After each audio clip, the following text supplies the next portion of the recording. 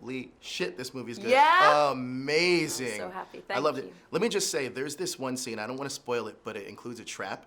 And as a parent, like, I wanted to cry for It's Evelyn's awful. character. Yeah. Oh my gosh. Horrifying. Gut-wrenching. But, so Evelyn has endured the maximum amount of stress. Sure. But she had her husband to confide in.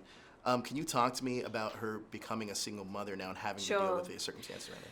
I mean, you know, the character is so close to me and deeply personal to me. I think she operates with a sort of like biblical ferocity when it comes to protecting her children. I think that's what I just adore about her as a person. And but here she is now.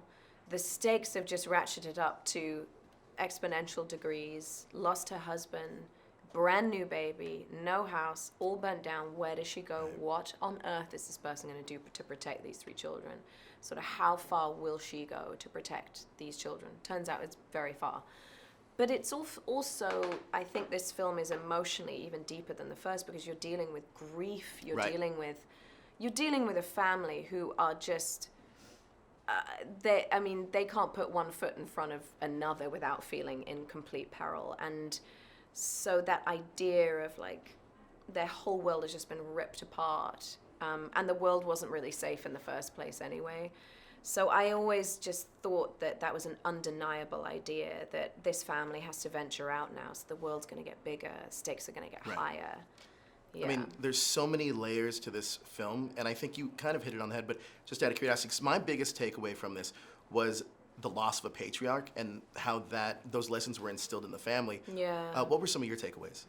I mean, from the whole film, or... I mean, for me, I think what I responded to was... In the first film, you see how this family has survived this world, but how did the other people survive, and how have they been affected as human beings? So I think it's a really big theme and comment on humanity. Not only do you see the resilience and the recovery of humanity, but you also see that fractured sense of community, that idea of doors and borders closing down, that idea of how far would you go to extend your hand to your neighbor. Right. You know, and I think that was a really exciting idea for John to see how other people have done it, you know. Now I have to ask, or else I'm going to get fired for this. Okay. Rumor has it that you recently went with Marvel. I know that this is going to come up a lot. No, it's probably not true. Not true. Not Well, true. Sue Storm, obviously. Yeah. There's so many fans, the internet's going crazy about it. What are your thoughts on you being fan cast as Sue?